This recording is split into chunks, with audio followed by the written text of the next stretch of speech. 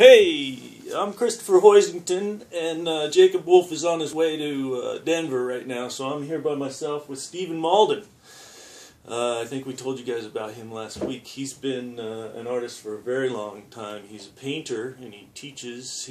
Let's see, you graduated from college in... Graduated from undergraduate school in 1974. Oklahoma City University, small Methodist school in Oklahoma City with a major in art, BA with a major in art. I moved to Portland.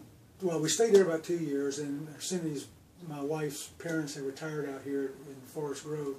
So we come out and visited, and we really liked Portland. So we went home and started saving money, and within 2 years moved out. But before we moved out, I applied to Portland State. Okay.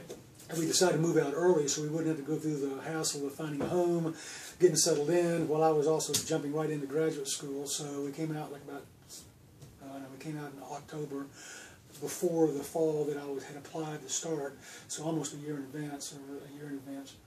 And I got rejected. Oh, no. Yeah, they didn't accept me. So here we were. That was fine. We liked it here. And I've been working as a picture framer since I was in college. I got a job doing that real quick, and we were doing fine. And then an old buddy from Oklahoma who had gone to Alaska to work on the pipeline came down, probably in about 1978 or 9. On spring break, he just called me up out of the blue. We knew he was up there through the grapevine and other college buddies. At the University of Idaho. We knew he had gotten a West Staff grant to go back to architecture school. So anyway, we said, spring break, I've been working on this project, and I'm going nuts. I got to get out of town for a little while. Can I bring my girlfriend down and get out of town? I said, sure, come on down. So while he was here, he said, well, since you got, and I applied the next year to PSU as well. They let me apply with the same portfolio. We've been living with my in-laws. They had no place to paint. And I did better the second go-around. I got into the bring actual work in phase. And but one of the guys, as I was carting work out, one of the faculty members in an office, and I said, hey, I was doing a lot of airbrush work then. He said, you can make a good living painting fans. Yeah. So that was nice to hear. Anyway, so shortly thereafter, Ted comes down. He said, well, you got to come back with us. You could apply to Idaho and Wazoo at the same time. They're only 7 miles apart. So I go up there and I apply to I go to Wazoo first, and I didn't get past the secretary. They'd already, done all their selections. The thing was closed, done deal. So I go back over to Idaho and walk in their art office, and the secretary says, well, why don't you talk to the head of the art department? So in 30 seconds, I'm standing in front of the head of the art department, who, as I would find out later, grew up about 5 miles from where I went to boarding school in South Central Tennessee. Oh. But he said, well, the deadline's passed, but we haven't looked at anybody's stuff yet. So if you have a portfolio with you, and you can go to your friend's house and type up all the requisite essays and stuff, we'll take a look at you. So I said, okay. So I went back over to Ted's house and typed all that for me and got all the stuff in, and came home. And lo and behold, I got accepted. Nice. So I went up there thinking, well, if I don't get a teaching assistantship, I'm done, because I can't afford this. Right. And there's only one frame shop in Moscow, Idaho, and it's only open like 2 days a week. So that was the only skill I had. So anyway, I go up there, and I didn't get a TA initially, and we had a meeting the following Monday after I'd been notified Friday I didn't get a TA, a teaching assistantship. So I figured, well, I'm going to be very zen-like about this. I'm not going to fret about it. Moscow's a big party. Now I'm going to go out and party all weekend, and then Monday I'll go look for a job. So we had this meeting of the graduate students at noon Monday, and I was on my way out to look for a job, and the head of the department grabbed me by the sleeve and said, Steve, hang on a minute, I need to talk to you. So he finished doing what he was doing, and he said, I forget the guy's name, it was Joe something. His wife was teaching down on the Indian Reservation in Lewiston. He said, Joe is not going to take his assistantship because he doesn't want to come back and forth from Lewiston. Do you want it? You betcha. Right. So that's how I got my assistantship. And I ended up making money. I was able to pay for my entire education because Cindy stayed here. She had a good job at Tech. At the time, we had a house. We didn't want to sell property and come back in 2 years and buy it back at a higher price. Right. So I was up there by myself. So I ended up paying for my entire education, and I had about $1,500 in the bank when I left. So I actually made money on graduate school. Which is nice. But anyway, so then after that, I came back here, and it took me about 4 years to get on with the PNCA, another year or 2 to get on at Mount Hood. And I taught at both of them and still teach at Mount Hood. Stopped teaching at the PNC about 2, maybe 3 years ago, something like that. Well, it sounds to me like the teaching has sort of afforded you to play with paint in the way that you know, like we were talking a little bit earlier. We've been having a great conversation without you guys. We were talking a little bit earlier about how difficult it is, you know, to sell art. I mean, you can show. You showed at the. What were the shows you were talking about? I did a lot of juried exhibitions for years where you submit work, a jury looks at all the work submitted, selects what they consider the best, and that becomes the show. And, you know, I did that on shows literally about 3 pages on my resume, you know, from coast to coast, border to border. But amongst the shows I was in, my work is hung in the Portland Art Museum on 2 occasions. It's hung in the Tacoma Art Museum on 1 occasion. It's been shown in the, I forget the name of the museum, up in Bellingham on 1 occasion. I was invited to a show by virtue of being in a juried exhibition in some small college in Wyoming. They sent my portfolio to the Nicolason Art Museum, I think in Casper, and they invited me to a show of American painting. So yeah, I've been shown in a few museums, but you know, as I was saying, my work tends to sell about 15 years after I paint it. Yeah. Out of any given body of work, anywhere from 6 to sometimes as many as 30 paintings, I might have sold maybe 1 or 2 from each series. And this is a fantastic artist. He's been doing it for a long time, and he's got some work from 80s and 90s hanging inside his house here, and vibrant, full of texture, but what I'm trying to get to is that he knows paint and color extremely well. Well, I've been teaching color theory for, I don't know, 20 years or something like that, and basic design and stuff like that. So I mean, I've just been, you know, I've been over the basic principles of the effective use of a 2-dimensional picture plane so many times, as well as all the intricacies of color. Although I would not even say that I understand it completely even now, because color is so complex. But, you know, by having gone over the basics so many times, I mean, it's so thoroughly internalized that I don't even have to think about it. Yeah. I've always had, it sounds pretentious, but for lack of a better word, I've always had a sort of a vision. You know, I think it was Matisse who said that every artist has one idea that they refine for a lifetime, but it's certainly true in my case. I'm saying, or trying to say, exactly the same thing now as I was trying to say when I walked out of undergraduate school, you know, 35 or whatever, maybe 40 years ago. It's just that I've got more life experience, I've got more painting experience, and consequently it has changed dramatically over the years. But I'm still like, you know, going for the same thing. In fact, as we were saying earlier, I made casual reference to, you know, almost every painting I do anyway, and most artists I know, is because something in the previous painting didn't work out quite the way you'd hope. And so it just mandates trying again and see if you can get it right. Well, the series that preceded this series, I did over a span of a couple of years, and most of them were about 2 feet tall and a foot wide. As I was working out all the kinks of the whole thing, learning to control what I'm doing here, and it turned into a, you know, it's an entirely different kind of series. They had these kinds of elongated, snake-like, radiant figures set against a web that was inspired by computer-generated images of the early universe. You know, that kind of web of the way universes and galaxies clump together. I probably still got the thing laying there somewhere. But anyway, it's, I think I know what I do. The background web was based on, where are they? These images. Those are computer simulated images of... So this is the series before the one we're about to show you. But well, that inspired the background. This is kind of the inspiration that he used. One of those is the web of the way galaxies and galaxy clusters clump, and the other one is black matter. Now I'm just going to escape me. You got black energy or dark matter, and the whole premise is, of course, that they look exactly alike, which supports the theory that the galaxies and such, the visible matter clumps where it does because of the gravity of the dark matter. And so you know, that's why the 2 images are exactly the same. At any rate, so all these things have these figures with this web background made in a similar fashion with all these little fine skeins of paint, and a really nice spatial kind of thing. But the last one I did, which was 4 feet wide and 6 feet tall, it was a really nice big piece. It worked perfectly. Everything I've been trying to do in the previous, I don't know, probably 17 or 18 of them, finally came together. There was nothing that needed to be done. So that was the end of the series?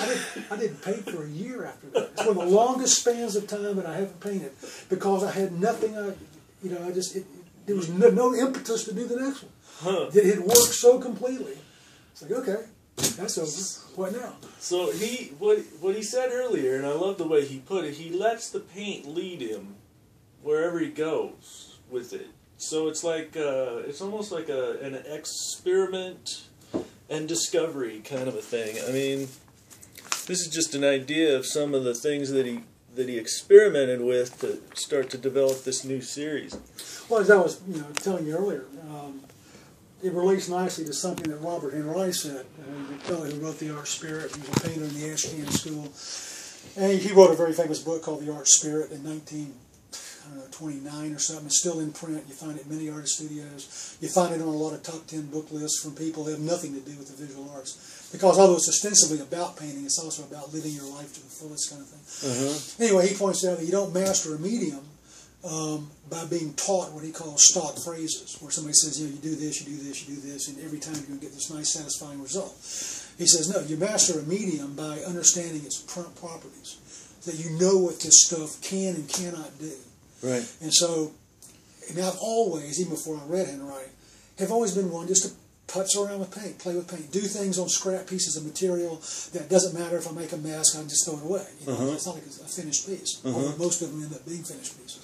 Because at some point you reach a critical mass, you realize, well, if I just do this here and that there and this down here, I've got a painting on my hands. Right. Anyway, so I do that all the time. And so in the case of these, my work's always, as you've probably seen from looking at it, has been heavily influenced by my interest in physics and the sciences and stuff.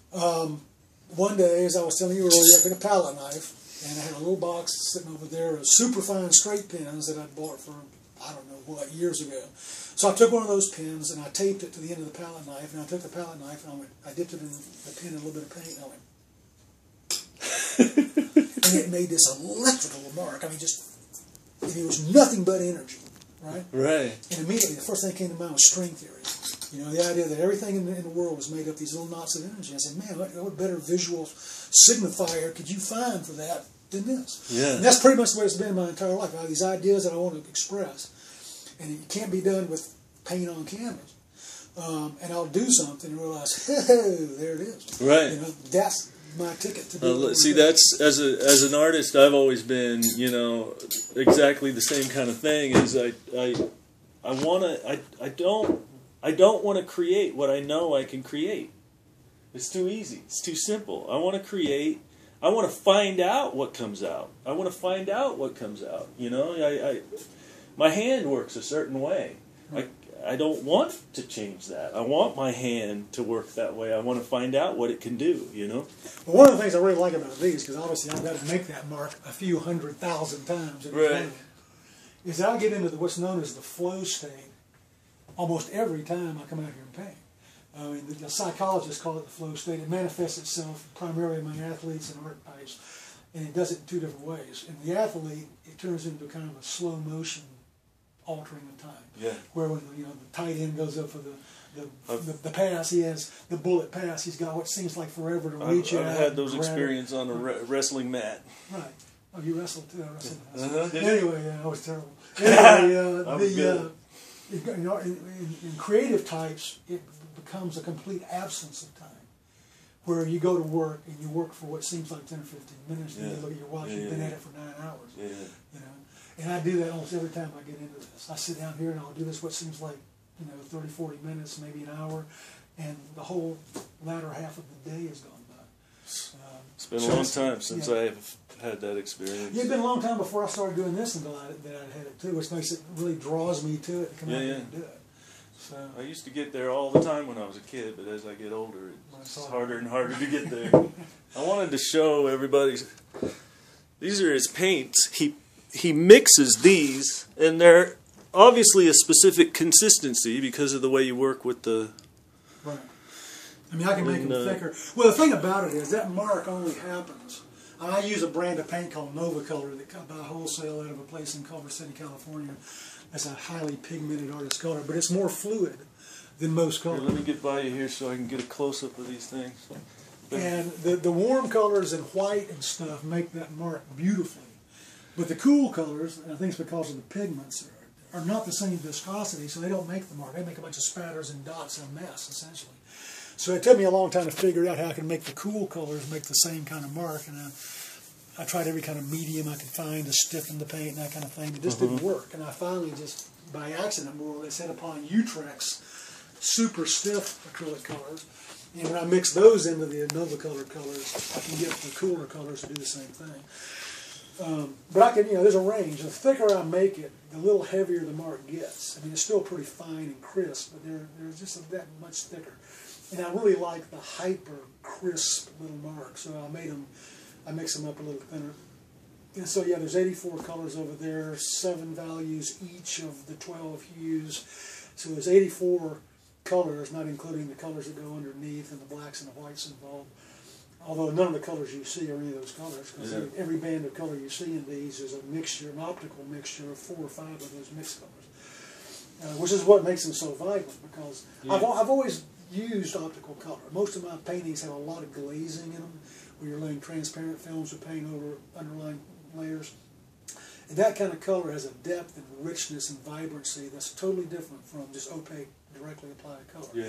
And this optical mix, much to my surprise, is much the same way. Even though it's not transparent, the optical aspects of it make it much more vivid. And of course, the energetic nature of this kind of contributes to that too. Yeah, I don't think that the camera is doing it justice, but I mean, those colors are hanging in front of the canvas. They're not actually on the canvas. I don't know if that makes any sense, but it would seem that way. It's got that appearance. I mean, they've got a very bright rainbow quality, and they're literally jumping off of the canvas. They're really wonderful. I have a former adult student from the PNCA we have a huge fig tree out here, and it produces figs like nobody's business. So we give away figs by the ton every year. And she and her husband had come over to pick figs. And these were still, I paint these unstretched and stretch them after the fact. But they were pinned up here with push pins, 3 of them, like these 3 right here. And she came in and she had to turn her head. She couldn't look at them. It was too intense for her. You needed some sunglasses. Well, just it was too energetic. In fact, she saw one of the early studies. And it was odd, because I've been thinking about it. I have a terrible case of tinnitus, and my ears ring all the time. Wow. And it dawned on me one day that maybe I was creating a visual analog for tinnitus. And then she had come over that summer, it was like the previous summer, they come over to pick figs, and she saw it pinned up over here, and she said, "Man, that thing makes my ears ring." So maybe I did make a visual analog for tinnitus. Captured it. I mean, I can sit here sometimes, if I turn off the overheads, I have just the spots on them. I can sit here, and I mean, it really starts getting disorienting after a while if you've got this many of them up here. It's not so bad when you just see one at a time. No, if you just stare at them, I mean, it starts moving. Yeah, it literally starts this wave kind of feeling. I mean, if you're just looking right at them, and the color lines go all the way down the line, all the way down the wall, and they move. It's a visual anomaly, I think. I don't know. They're amazing. I'm afraid somebody's going to pay it something like Neo-Op or something, or Neop. Neop's got kind of a nice ring to it. Neop. At any rate. But yeah, so you got a website? I do. www.mauldinart.com. Mauldinart.com. And you can buy art there if you want? Well, yeah, more or less. I mean, I have to have a contact thing, so you can contact me and we'll figure out. I mean, it's just too hard to. And, when work starts selling, the demand makes the price go up. So I don't like to put fixed prices on things. And there's but I'm pretty ethical about what the going rate is, and depending on the size and that kind of thing. But currently, the going rate that my work is sold for, one of these, for example, would sell for, I think, about the unbelievably low price of about $1,500, considering it's about 2 months worth of work. Yeah. But no, not 2 months. I mean, it's literally 50 years of understanding the paint. I mean, that's not 2 months worth of work. I mean, the man's put his whole life into creating these things, and it shows. In fact, these are snippets of other. This is one of the early bodies of work right here. I was making things for Starbucks. Yeah, this is what I saw online. These things. Yeah, these those are just fragments of but those are. Those were one of the first series using that mark. That's from graduate school. Yeah. I threw that in a washing machine and washed it to see what would happen. I love seeing people's. What is that? Well, I was shaping. That was my undergraduate school. I was saturating the canvas with rabbit skin glue and shaping it over three-dimensional objects, and then painting an illusionistic version of that. That one's so covered with grime and stuff. And so It looks ancient. It looks like an animal skin. Yeah, it had that quality. You get canvas infused with rabbit skin glue, and it feels like leather. Yeah, I think if you look at my work over a span of years, because what's on the website goes back maybe about 10 years. None of this stuff's on it yet. I mean, I haven't gotten around even photographing them. Then I got to sit down for and take the month it takes to relearn the program to build the web pages, because I do it so infrequently. I'm not really looking forward to it. You need to find a kid. I need to find a kid. Anyway, I do like the fact that I built it myself, and so I can update it and all that kind of thing. Right. You're not to pay somebody to update it for me. Right. And it's not that bad once I get into it, but it's taken me a long time to figure out how to photograph these so I don't get any glare on them. Yeah, I finally gotten that down, I think. So as soon as I got all the plants out of the garage that we had to dig up from a friend's garden who just moved to Eugene, the apartments were going to just dig them all up and throw them away. So we went and got them, and we spent all day planting them out here. But I got to get a few more of them out of there before I can photograph them. I'm going to photograph stuff out there. But as soon as that's done, I'm going to photograph them and try to get them on the website. Great. You're still working at Mount Hood Community College, still teaching classes out there. Yep, tomorrow's my last day of fall term. Nice. Not counting the final exam. I'm looking forward to that myself. About 3 weeks off, that would be nice. Probably be photographing at work. Cool. You got any final words you want to say? Or? Well, I thought it was interesting that one of my favorite quotes from Henry is, as I mentioned to you earlier, is that the art life is a privilege worth paying for, which, of course, suggests that you may not get rich at it, most people don't, but the life itself is so much richer and rewarding than going to a job and making the big bucks and buying all the toys, that I personally have been more than happy to pay the price for the art life. And you can tell by the enthusiasm with which he talks about the paint and how he likes to experiment with it. And, I don't know very many people myself, that work 9 to 5 jobs that get that excited about what they do, But us artists, when we're on, life is good. So, you gotta like doing it. Because if you're going to go in a room by yourself every day for the bulk of your life, in some sense, being a painter is being condemned to solitary confinement for your life. Because I've spent the bulk of my adult life in spaces like this, usually with no more than the company of a dog on a good day, and essentially spent my adult life by myself. Yeah. And you gotta like what you do to do that. Yeah, and there's a lot of emotional processing that goes into creation, no matter what you're doing. If you're spending that much time working on something that intensely, there's a lot of introspection that goes on in that process, and it comes out on the canvas. Yeah, somebody said, I read one of the quotes that I read to my students regularly, something about how the fact that artists have to study the world in depth all the time. Well, that's what I've contemplate much on everything. I've studied a lot. I went through a list earlier, and I've done it before. I've studied a lot of different kinds of things over my years. I've never been monetarily successful in any of them, but it all comes together now, and I can actually, because of all the years that I spent studying all that stuff. And one of the things that I started out with was Krishnamurti. I don't know if you know him or not, but I'm a big philosophical guy. I like that stuff. And was he the one who wrote Handbook to Higher Consciousness? I don't remember the names of the. I know the name. I know I've read some Christian. Because his whole thing was that our whole entire life is run by imaginary ideas. Like the United States of America is imaginary. We all kind of agree to believe in that, and we all kind of act as if it's real, but it isn't. You look at the globe from space, you don't see it. Right. The only thing happening in this space right here is me and him. I mean, all of this other stuff is just an idea that we get to discuss, you know, and that was kind of the premise of where I came from when I started to approach my art. Was I don't want to know what I'm discovering. I don't want to know what I'm doing. I want to find out, and I want to be as present to the moment that I'm in as I can be, so that I can discover what presents itself in that, you know. And I've spent many years in mantras and meditation and anything I could get my hands on so that I could clear my mind and create, you know. And I think now at 50 years old I can honestly say I am an artist, you know. I think there's two kind of polar sort of extremes in painting, and I think I represent one end pretty nicely, and the main painting instructor, the full-time instructor now, is Lori Lorion, very talented painter in her own right, is the other end of the spectrum. She's a totally intuitive, emotive painter, and she's really good at it. She does really strong work, but she doesn't really know where she's going when she starts. Yeah, you know, I know exactly where I'm going when I start, or where I hope to go. Right. And more or less how I hope to get there. Of course, I stay open in the process because, you know, often the things you don't expect are the best things that happen in a piece.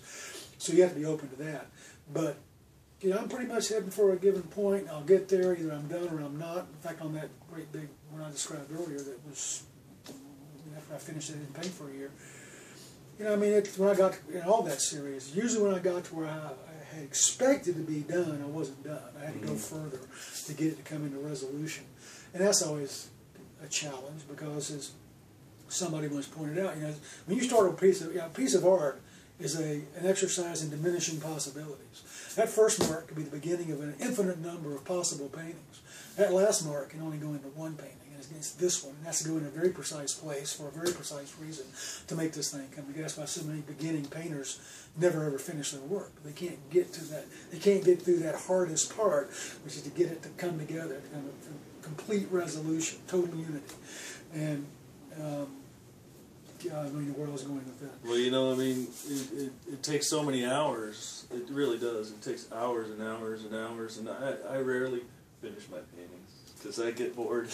Well, somebody said if paintings are never finished, they just stop in interesting places. I think there's some truth in that too. Yeah, I think there is too. I think there's a lot of luck in it too, and I think that's a lot of what you're sort of capturing. You know, you talk about all the precise. You know exactly what he knows the pain. He knows, you know exactly. He talked about putting these together, and it's a process down the canvas, and it just boom, boom, boom, boom, boom, and he knows the colors he's going to use, but. I don't know what's going to look like until I see it. All of it is, yeah. He's narrowed it down to a certain thing, but then within that certain thing, he's cultivating the freedom with which he gets these vibrant, amazing colors. Well, that's the thing about the actual process, is it requires so much focus. I mean, I'm only barely able to nominally control this stuff. Right. I can kind of put it more or less where I want it and have it oriented more or less the way I want it to be. But, you know, exactly what it's going to do, I have no clue.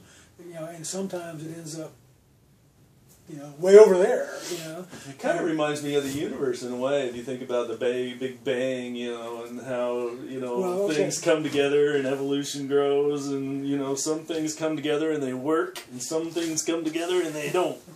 Well, that series you were commenting on, that's on the webpage, and the one that came after it, are very much about the universe. I mean, the way I described them in statements was that they were images of, how did I put it? Images meant to suggest the universe of mind and spirit using the imagery of the physical universe as derived from like Hubble deep field surveys and stuff like this. Yeah. But it's not really about the physical universe. It's about, at least my inclination toward us living in an intelligently ordered universe shot through with intelligence of innumerable orders and levels that we can't even imagine. Some of which are physical, some of which are not. And of course, we're finding out that the probability of the physical ones are really quite high. As we're finding all these extrasolar planets and stuff. You know, it's looking more and more likely that we're not alone in the universe. Well, yeah. But that doesn't, that doesn't get into the notion that there might be other forms of intelligence and Well, then you can sentience. then you can go the other direction and say that we're not actually matter to begin with. We're just energy. Or it's really crazy. We might be a 1 or a 0 in a computer program like in the Matrix. The switches are all on, so I'm here. So who knows? And that's the thing about it. I don't really worry about really understanding the universe anymore, because I've come to realize long ago that my brain's not big enough, so I'm not going to worry about it. Good. It's far too vast, far too complex for me to ever get a When I was younger, I thought I'd know something when I got old. Yeah, you never guess that the older you get, the more you realize that you don't know anything. And that's wisdom. That's when you get smart, when you realize you don't know shit. Right. Anyway, this is Stephen Mauldin. It's been really great talking to you. It's nice to meet you too. Yeah, and Mauldin... Mauldinart.com. Mauldinart.com, and he's teaching up at Mount Hood Community College. So, if you want to see work up close and personal, sometime next fall there'll be a faculty show out there, and you can come out to the faculty show. Yeah, and contact him if you're interested. He's a great artist and a very interesting individual. Thank you very much. We love you. Talk to you soon. Bye.